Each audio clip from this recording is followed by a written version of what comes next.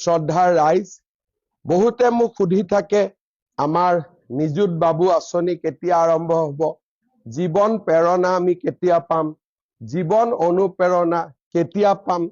28 তাৰিখে মোৰ যাত্ৰা, 26 আৰু 27 তাৰিখৰ ভিতৰত এই গোটেই আঁচনিবিলাকৰ ধন আমি ৰাইজলৈ হস্তান্তৰ কৰিম। শেষত আই মাতৃসকলৰ বাবে এটা খবৰ সভাই সমিতিয়ে কৈছো, তথাপিতো ফেচবুক লাইভৰ জৰিয়তেও জনাই থৈছো যে অহা 10 মাৰ্চত আমি অৰুণোদয় আঁচনিৰ হিতাধিকাৰীসকলৰ বেংক একাউণ্টলৈ 9,000 টকা আমি মুকলি কৰি দিম।